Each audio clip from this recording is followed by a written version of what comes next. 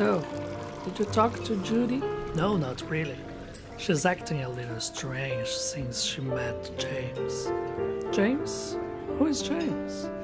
James, her new boyfriend or something. Yeah, I don't know what these kids are up to. Yeah, but Judy's not a kid anymore. She's more than 20.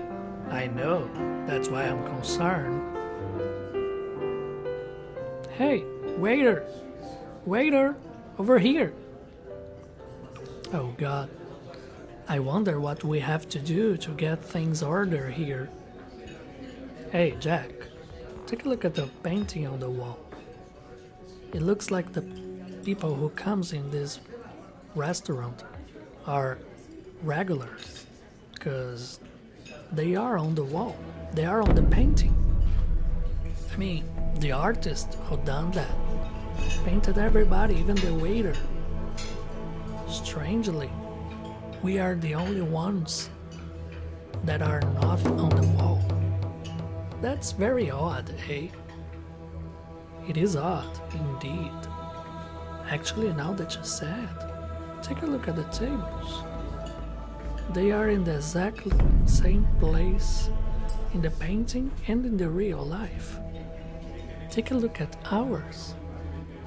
It's the only one that doesn't have anybody. I don't know about you, but since nobody bothered coming to take our order, and this place looks creepy, I would say, let's get out of here. No, wait. Take a look again at the wall, at the painting. Our table, there are two shadows that weren't there before, were they? Look, the shadows are becoming more focused. Hey, take a look. That's us. That's us in the wall.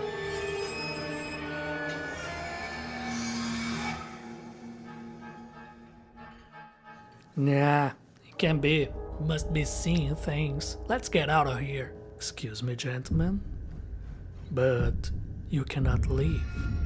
See, since you entered in this restaurant, you actually have entered in the Twilight Zone.